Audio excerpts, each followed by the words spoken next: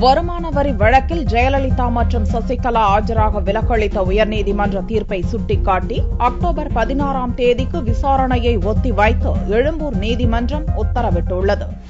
ஜெயலலிதா மற்றும் சசிகலா ஆகியோர் பங்குதாரர்களாக உள்ள சசி என்டர்பிரைசஸ் நிறுவனம் கடந்த 1991, 92 மற்றும் 93ஆம் ஆண்டு வரையிலான நிதியாண்டுகளில் வருமான வரி தாக்கல் செய்யாதது தொடர்பாக வருமான வரித்துறையினர் 4 வழக்கு தொடர்ந்தனர். உச்சநீதிமன்றத்தின் உத்தரவுப்படி இவ்வழக்கு சென்னை எழும்பூர் பொருளாதார குற்றவியல் நீதிமன்றத்தில் நடந்து வருகிறது. இவ்வழக்கு செப்டம்பர் 18ஆம் தேதி விசாரணைக்கு வந்தபோது குற்றம் சாட்டப்பட்டவர்களுக்கு பலமுறை வாய்ப்பளிக்கப்பட்டது. மேலும் நீதிமன்றத்தில் ஆஜராவதிலிருந்து விலக்களிக்க முடியாது என்றும் அக்டோபர் 1ஆம் தேதி கட்டாயமாக நீதிமன்றத்தில் ஆஜராக வேண்டும் என்றும் நீதிபதி தட்சிணாமூர்த்தி உத்தரவிட்டிருந்தார். இந்நிலையில் வருமான வரித்துறையில் சமரச மனு மீதான விசாரணை நிலுவையில் உள்ளதை சுட்டிக்காட்டி ஜெயலலிதா தரப்பில் அக்டோபர் 1ஆம் தேதி எழும்பூர் நீதிமன்றத்தில் நேரில் ஆஜராவதிலிருந்து விலக்கு கேட்டு சென்னை உயர்நீதிமன்றத்தில் மனு தாக்கல் செய்யப்பட்டது. இவ்வழக்கை விசாரணை செய்த நீதிபதி வாசுகி ஜெயலலிதா மற்றும் சசிகலா ஆகியோர் எழும்பூர் நீதிமன்றத்தில் 6 வார காலத்திற்கு ஆஜராவதிலிருந்து விலக்களித்தும் சமரச மனு மீதான விசாரணையை